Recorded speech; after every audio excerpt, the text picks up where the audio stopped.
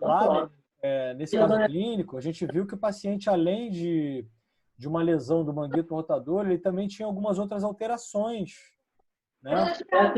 Alterações, por exemplo, de fraqueza muscular, né? A gente fez lá um teste funcional e viu lá que acusou uma fraqueza do serrátil. Não que isso estivesse associado obrigatoriamente à dor, tá? Mas é uma possível causa, né, de impactação do ombro. Tá? Isso não tem relação com o sintoma, mas é uma alteração que a gente evidenciou, viu que há uma fraqueza, uma ativação baixa de determinada musculatura e a gente vai trabalhar esses músculos, né? Seja o trapézio inferior, seja o serrátil anterior, né? Então, Aqui, porque você tinha falado na terça-feira passada uma coisa, aí na quarta-feira você tinha falado, por exemplo, primeiro você tinha começado com eu acho que a mobilização, aí eu acho que no outro dia você tinha colocado a analgesia, entendeu? Não, mas olha só, uma coisa não descarta, como foram conversas com grupos diferentes. Aí, então, assim, acaba que é como cada um raciocina. Tanto que na quarta-feira de manhã a gente ficou até numa discussão maior e tal, né? Uma galera que estava achando que analgesia, tinha que fazer analgesia de qualquer jeito, né? Antes de começar qualquer exercício, antes de colocar a mão no paciente. E daí eu moderei, né? Aí tinha outra pessoa que estava falando que não, que a gente poderia fazer exercícios leves, que o exercício ia modular a dor, e é isso mesmo. Que a gente poderia usar a mobilização passiva, que também modula a dor, entendeu? Nunca não. Tudo isso é analgesia, entendeu, Vitória? Tudo isso é analgesia. Agora, qual recurso que eu utilizar para analgesia é que ficou à noite. O pessoal falou de uma coisa, né? Falou de tens e tal. E de manhã o pessoal falou de tens, mas também falou muito de mobilização. Então, ambos têm como foco, como objetivo, a analgesia. Tanto a mobilização articular, né? Ali grau 1, grau 2 e tal, que pode usar, como a utilização de eletroterapia, né? De eletroanalgesia, o TENS, por exemplo. Né? Tá? Tá bom? O próprio alongamento também, ele diminui a tensão muscular, ele também ele também pode gerar um alívio de sintoma, né? Posso fazer outra pergunta? Pode.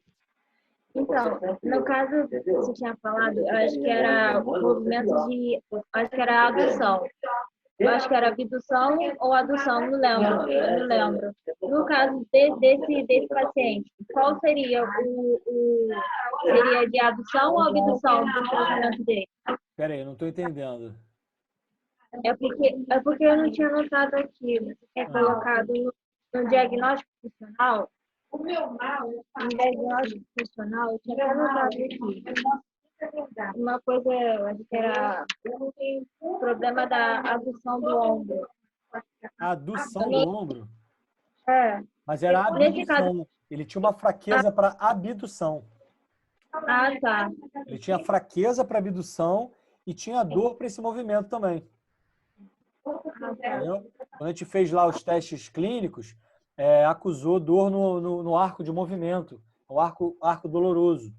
Então, para abdução, ele estava com dor para abdução e tinha uma fraqueza no teste muscular. Então, ele tinha fraqueza para os abdutores, né?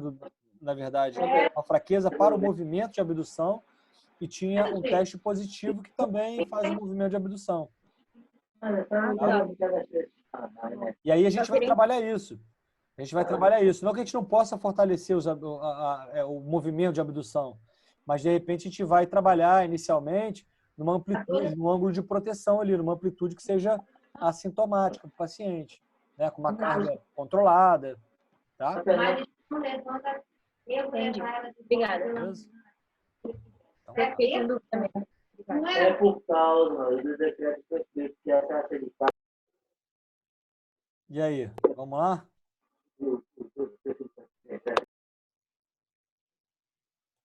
Boa noite a todos. Todos bem? Boa noite. Tranquilo. Todo mundo inteiro? Pois é.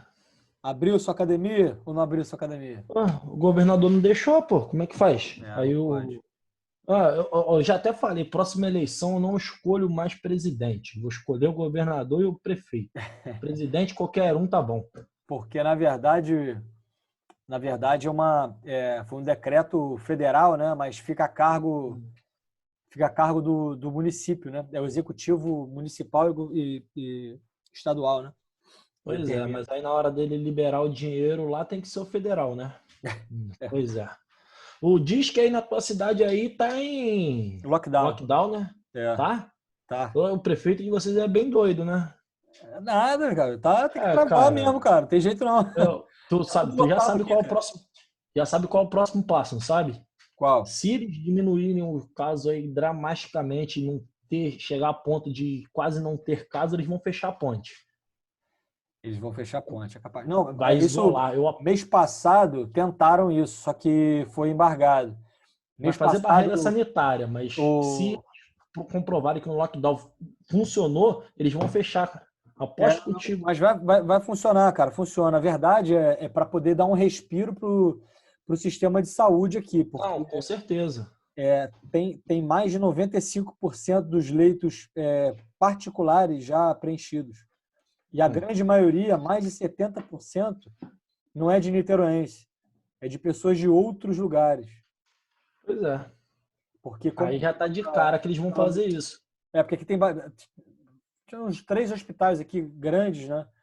Que inclusive um é bem novo, que tem bastante leito, enfim, abriu agora há pouco tempo. E aí acabou que muita gente de fora vindo para cá e aí é mais uma medida preventiva aí. Tá cheio de policial na rua. Com certeza, imagina. E ele no mercado mais cedo, bicicleta ali, mas tu tem que comprovar por que tu vai sair, né? Assim. Você até pode sair, não tem problema de sair, não.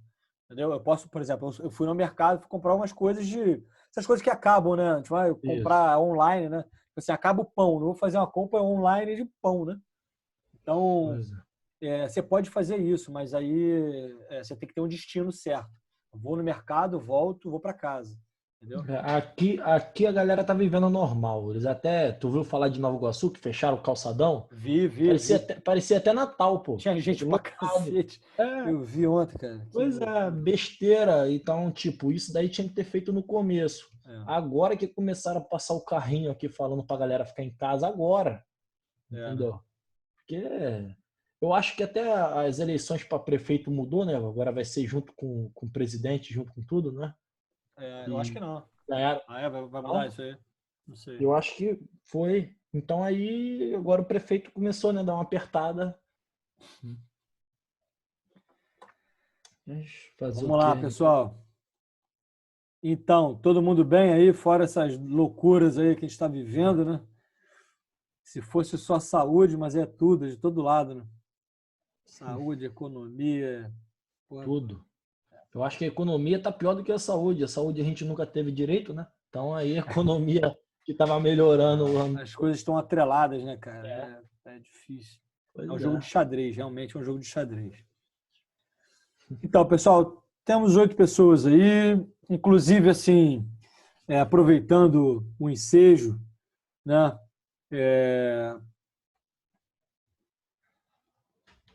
Na grande maioria das vezes é essa a frequência que a gente tem, não é muito mais que isso. Enfim, eu observo aqui, eu vejo, anoto, né, quem está vindo, mas se eu for pegar todas as listas, são as mesmas pessoas, sempre. Então, assim, não sei se felizmente ou infelizmente, enfim, eu acho que é infelizmente, mas a gente vai seguindo aí, tá? Eu sei que muita gente está trabalhando também, tem possibilidade de estar participando, mas vamos tentando aí agregar um pouco mais de valor para vocês, um pouco mais de conhecimento, né? E vamos tocando o barco, vamos em frente, tá? Como é que vocês ficaram em relação à semana passada? A gente falou de um caso clínico, né? De lesão de manguito rotador do ombro, né? Ao final ali a gente raciocinou sobre os objetivos, o pessoal da manhã também, Eu acho que vale a pena quando vocês acessarem lá, não sei como é que vocês estão fazendo, acesso aos vídeos, tentem acessar no dia que toda aula é diferente, cara. A gente pode falar 10 vezes o mesmo assunto, a mesma aula, o mesmo PowerPoint. A aula sempre vai ser diferente, vai ter aluno perguntando coisas diferentes, a discussão vai ser diferente. Então, assim, sempre vale a pena vocês acessarem também do dia que vocês não participaram, né? Se vocês participaram só de um dia, tá? Para ver se agrega um pouco mais e tal. Às vezes a discussão é diferente, né? Vai para outro caminho. Então, eu acho que vale a pena, tá? Mas, de qualquer forma, assim, a gente raciocinou ali, né? Viu até para poder revisar um pouco a matéria, né? Em relação à lesão do ombro, né? A dor no ombro. Se vocês quiserem olhar de novo, tá lá em vídeo. E se tiverem alguma dúvida também, agora pode ser um bom momento, para daí depois a gente começar um novo assunto.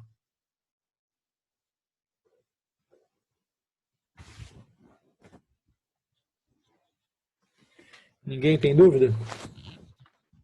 Ficou até tranquilo, ficou bem tranquilo. explicado, foi maneiro. Assim, provou muito que você consegue fazer vários tratamentos diferentes que tem resultado com uma pessoa com um tipo de lesão, né? Que na verdade, João, essa questão do protocolo, às vezes a gente pensa, qual exercício que eu tenho que fazer? Qual protocolo? Não existe um protocolo de tratamento, né?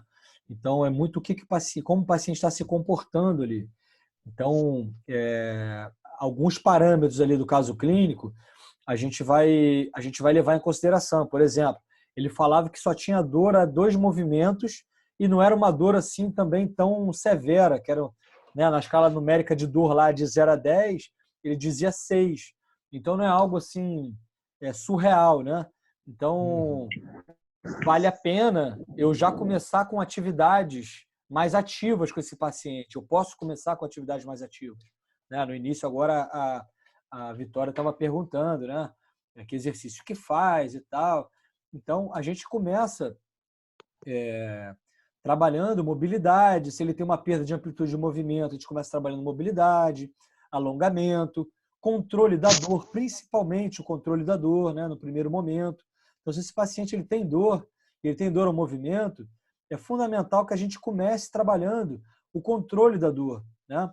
Então, para isso, a gente tem vários recursos, tanto recursos manuais quanto recursos eletroterápicos, né? Então, o próprio exercício, né? A cinesioterapia ativa, ela também é um recurso interessante para que a gente module a dor, né?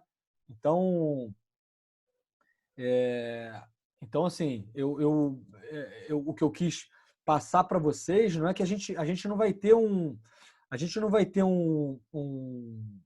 único recurso para uma determinada atividade, um determinado objetivo, né? Então a gente pode ter para um objetivo vários recursos, né? Como eu estava falando agora inicialmente, que a Vitória perguntou se porque o pessoal da noite falou de TENS e tal, enfim. E da manhã ficou mais na questão de para controle da dor, tá? Para controle da dor, uma galera falou muito de analgesia através de eletroterapia, né, de TENS, e uma outra galera estava defendendo atividade controlada, né, e exercícios ativo-assistidos, de mobilização, né, ou até mobilização passiva, para modulação dessa dor, para diminuição desse quadro doloroso. Então, é um bom exemplo para a gente ver que, para um objetivo, a gente pode lançar mão de mais de um recurso, né? A própria massoterapia, né? Enfim, você relaxar, esse paciente está com dor no ombro, está se protegendo demais, né? A posição antiálgica. Então, de repente, uma tensão excessiva da musculatura do trapézio, né? Então, mobilização articular, alongamento, liberação miofascial, tudo isso são recursos que a gente vai utilizar com o nosso paciente, né? Então, para esse paciente com tendinopatia, uma coisa que a gente não pode deixar de fazer em algum momento é exercício ativo resistido, né? Que a gente tem que fortalecer essa musculatura, né? Então, isso aí eu mandei lá para vocês aquele link, né? Com alguns exercícios, né? E a ideia é que a gente comece com uma progressão, né? Exercícios de mobilização, exercícios com carga só do membro ou sem carga externa, né? De alongamento, e daí progredindo para os exercícios com descarga de peso, ou seja ele com peso corporal, né? Em cadeia cinética fechada, seja em cadeia cinética aberta com uma resistência externa, né? Seja elástico, seja halteres.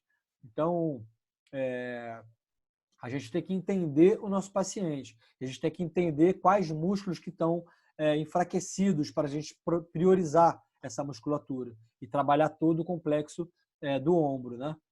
Sempre mudando ali a angulação, né? A forma como a gente trabalha aquele músculo. A gente sabendo biomecânica, o que o músculo executa, de que forma que eu posso ativar esse músculo, né? Mudando o ponto fixo, né? Lá que a gente viu lá a extensão, levantando o quadril. A gente pode fazer também uma rotação lateral com o braço aqui, rotação lateral girando o tronco, né? Mudando o ponto fixo. Então, expertise, experiência, que com o tempo vocês vão adquirindo, né? Tá bom? Vamos lá? Vamos seguir? Beleza, pessoal? Alguma questão, alguma dúvida em relação ao caso clínico? Rotação o que, Thiago, que você tinha falado? Não, que eu só tenho um exemplo, Vitória, de rotação externa, né? Estou dizendo eu tô fosforilando. São exercícios que a gente pode fazer com o nosso paciente, evolução com o nosso paciente. Né? Se a gente trabalhou lá a rotação externa, né? Aqui com o braço aduzido perto do tronco, a gente pode ir aumentando a amplitude de abdução, né? E trabalhando em amplitudes maiores, né? Enfim, um grau de complexidade ou de exigência muscular maior. Tá? Bora lá.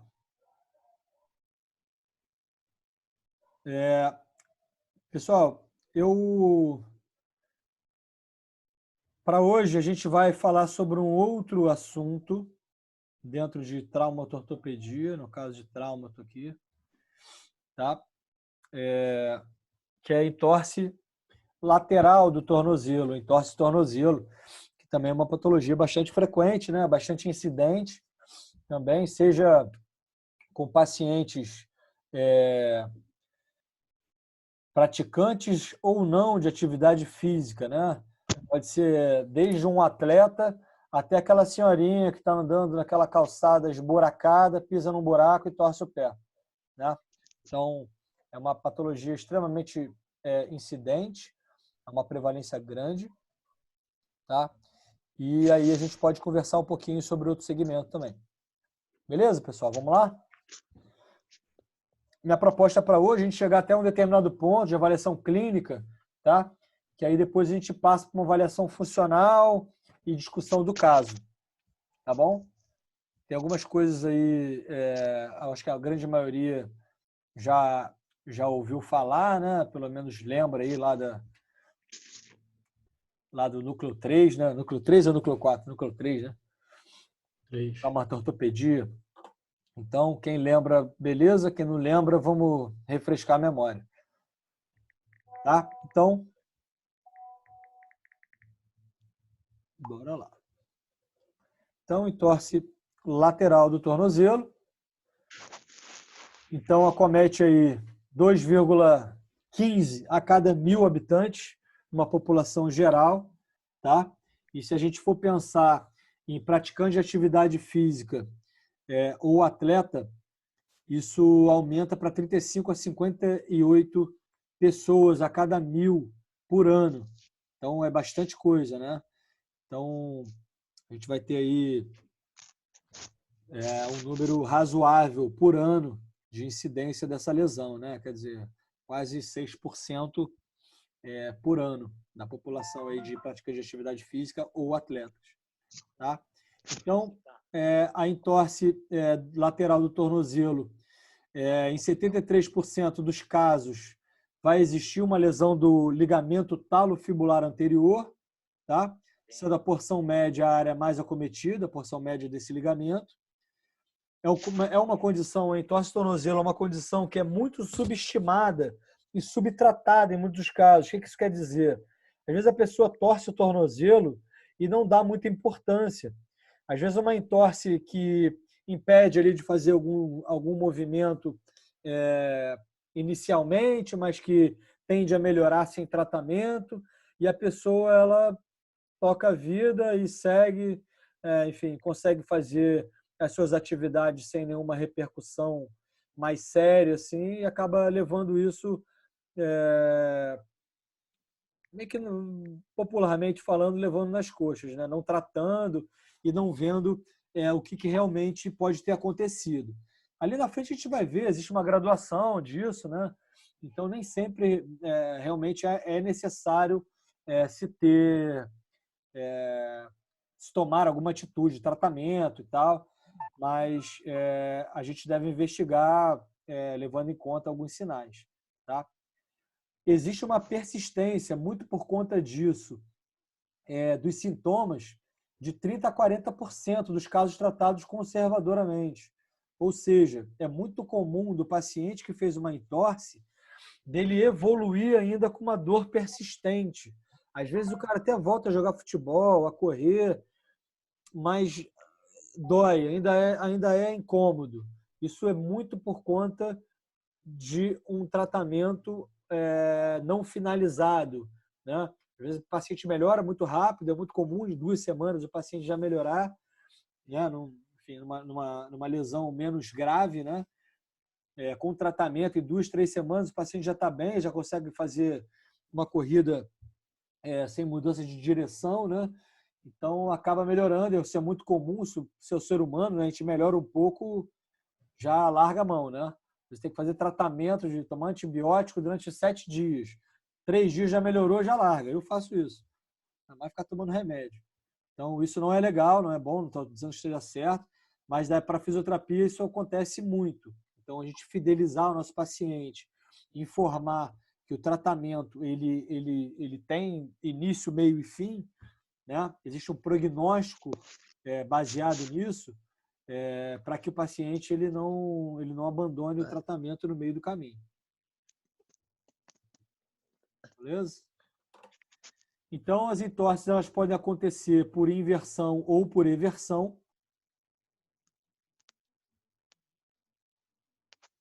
Pô, essa parada fica no meio do caminho, né? Então, as entorses podem ocorrer por inversão ou eversão.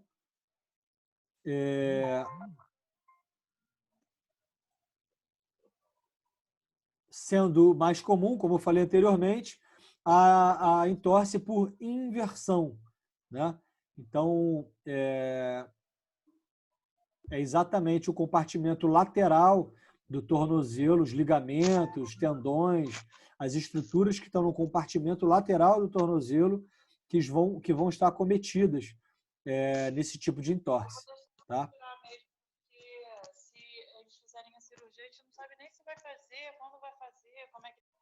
Então, tudo bem, pessoal? Até agora? Tranquilo, né? Então, as lesões do compartimento medial isolada é bastante rara, né? Que vai acometer aí os ligamentos do compartimento medial, né? Que, na verdade, o ligamento deltoide não é ligamento deltoide, está errado aqui. Na verdade, é um complexo de ligamentos, né? Chamo de deltoide o conjunto desses 4 ligamentos, não é um ligamento só. Então, é um complexo de ligamentos que dão a estabilidade medial do tornozelo. E é uma estrutura extremamente resistente, né? Então, o compartimento medial ele é composto por 4 ligamentos, basicamente. Existem outros aí, mas esses são os ligamentos principais, mais importantes aí, que impedem o movimento aí de abdução, pronação e eversão do pé, né? Ou do talos, melhor dizendo. Tá? Então, é composto pelo ligamento tíbio-talar posterior. Tá? Tem que gravar esses nomes todos. Pô, olha aqui. É esse ligamentozinho aqui. Esse osso aqui não é medial? Esse osso aqui é a tíbia. Aqui embaixo não está o talos. Então, ele sai da tíbia e vai para o talos. Tíbio talar. Ele não está atrás? Posterior. tíbio talar anterior. Sai da tíbia, vai para o talos, na frente, tíbio talar anterior. Sai da tíbia, vai em direção ao calcâneo, tíbio calcâneo. Sai da tíbia, vai em direção ao osso navicular, que é esse osso medial aqui, né, que tem uma função aí, que é o ápice do arco transverso do pé. Então, tibial posterior, por exemplo, se insere aqui. Então, o ligamento tíbio-navicular sai da tíbia e vem para o osso navicular. Então, esses 4 ligamentos compõem o ligamento deltoide, que é um ligamento extremamente forte, né? E a lesão isolada desse ligamento é muito rara. Normalmente ela vem associada a uma fratura, tá? Mas a gente vai se ater à entorse lateral, que é extremamente mais incidente, tá? Que são as entorses laterais, ou entorse por inversão, né? Quando a gente fala em entorse por inversão, a gente leva em consideração o calcâneo. O calcâneo faz o movimento de inversão, né? O talos faz o movimento de supinação. Então, quando a gente vira o pé para fora, né, o maléolo lateral para fora, a gente está fazendo uma entorse por inversão. E quando a gente faz o movimento para dentro, seria essa entorse por eversão, né? Então, a gente estressaria ou lesionaria os ligamentos do compartimento medial, tá? Beleza, pessoal? Então, a gente vai se ater nas entorses por inversão, tá? Acometendo o compartimento lateral do tornozelo. Tá? Então, essas entorses elas podem se dividir aí em agudas, né, ou crônicas. E aí, quando essa entorse ela é crônica, a gente chama de instabilidade crônica do tornozelo. Tá? Por que instabilidade crônica? Porque, teoricamente, essa lesão ela já aconteceu há um tempo, ela foi tratada ou maltratada, ou não foi tratada, foi subestimada, e o paciente evoluiu com alguma alteração, seja ela uma alteração estrutural ou seja ela uma alteração sensório-motora. Tá? Isso para as instabilidades crônicas. Tá? Quando a gente fala de lesão aguda, que é o que a gente vai se ater, basicamente, a gente vai pensar nos seguintes sinais. Tá? Então, uma entorse lateral aguda é uma entorse que aconteceu em até 72 horas, ou que apresentam um edema significativo, né? Com presença de uma dor importante, descarga de peso limitada, ou seja, esse paciente ele tem dificuldade de descarregar o peso no membro. Tá? Padrão de marcha, normalmente, inicialmente, principalmente numa fase bem aguda, o padrão de marcha está alterado.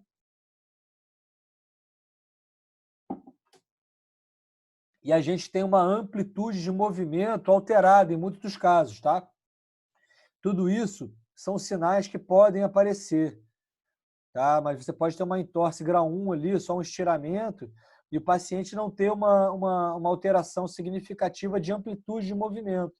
E às vezes a dor ela também não é tão significativa, assim como o edema também não é tão presente, tá? Mas esses sinais, eles vão estar presentes no paciente que sofreu uma entorse por inversão do tornozelo. Tá? Para fins de conhecimento, assim, né, para a gente não passar direto, a instabilidade crônica do tornozelo ela vai ser uma condição pós-lesão, né? Como eu falei anteriormente, quando o paciente ele evolui mal com o tratamento, não termina o tratamento ou simplesmente não realiza um tratamento, subestima ou subtrata, né, essa lesão ou essa condição. Tá? Então, muitos dos casos decorrentes de falta ou insuficiência de tratamento. Né? Então, essa condição de instabilidade crônica do tornozelo ela está muito associada a uma fraqueza muscular, a uma instabilidade articular e um possível déficit sensório-motor, ou seja, proprioceptivo, informação da periferia para o centro. Tá? Então, a gente pode pensar da seguinte forma. Esse paciente ele vai ter resíduos de sintoma, né, da lesão prévia. Ou seja, às vezes o paciente ainda sente uma dorzinha no maléolo lateral, né, às vezes é o movimento, final de movimento, né, aquela sensação do end feel, né, de final de movimento, ainda é um pouco dolorida. Né, então, são alguns sintomas residuais. Tá? Esse paciente ele pode apresentar uma instabilidade mecânica ou uma instabilidade funcional. Tá? Então, essa instabilidade crônica do tornozelo ela ainda pode se subdividir em funcional, uma instabilidade funcional ou uma instabilidade mecânica. E o que seria isso? A instabilidade mecânica ela seria uma instabilidade no qual há a presença de uma hipermobilidade, ou seja, há movimento excessivo na articulação, há mais movimento do que o fisiológico, né? Isso decorrente de uma provável esgarçamento ou frouxidão ligamentar, né? Ou lacidão ligamentar. Né? Esse paciente teve uma lesão ligamentar lá atrás, né? Não tratou ou tratou mal, ficou com uma frouxidão ligamentar, cicatrizou o ligamento, mas ficou com esgarçamento, né? E, além disso, uma fraqueza muscular provavelmente pode estar associada a isso. Como é que a gente determina que essa instabilidade ela é mecânica? De acordo com os testes clínicos positivos, né? Que vão ser os testes de gaveta anterior e o teste de inclinação talar. Tá? Que a gente vai ver numa outra oportunidade. Tá? Então, os testes clínicos positivos eles vão determinar uma alteração da mobilidade talocrural e subtalar.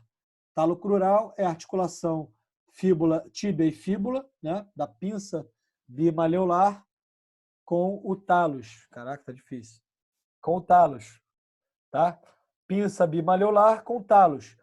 Esse espaço aqui é a região, é a articulação subtalar, não, desculpe, a articulação talocrural, tá? Talo de talos, crural de perna, né? Então, é a articulação que une a perna ao pé, ao tornozelo, né? Então, a articulação formada pela fíbula e tíbia com o talos.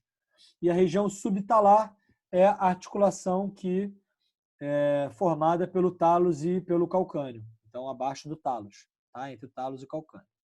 Então, esse paciente tem uma estabilidade mecânica quando há uma hipermobilidade articular, né? Quando os testes clínicos são positivos. E ainda um déficit motor pode estar associado, tá? Déficit sensório-motor, ou seja, de posicionamento, de propriocepção, né? De posicionamento do membro no espaço, por exemplo, né? Assim como atraso na ativação muscular, tudo isso são alterações sensório-motoras.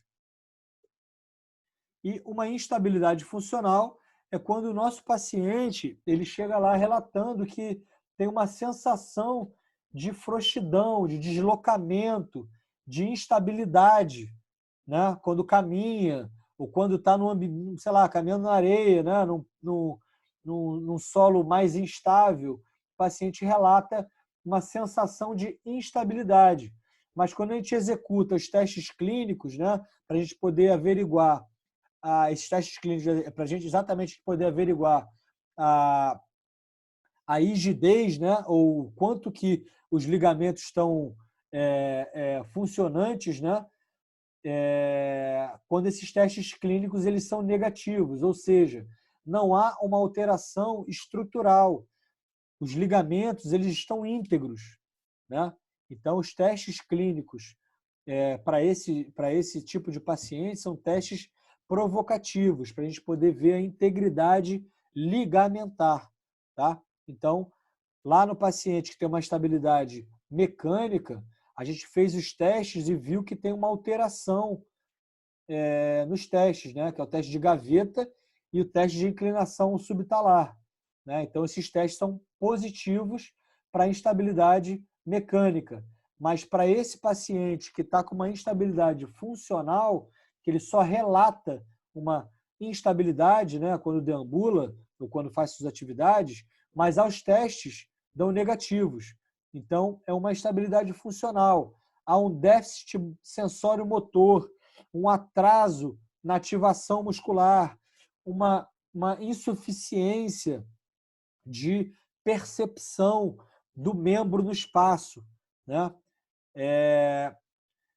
Então, esse paciente ele é um paciente com uma alteração proprioceptiva, sensório-motora, tá? Então, uma instabilidade funcional, tá? Vai cair agora, eu vou chamar vocês de novo e aí a gente torna a conversar, tá? Só para a gente não parar no meio do caminho. Então, estabilidade funcional e estabilidade mecânica. A diferença é o teste clínico, né? E o relato do paciente. Beleza?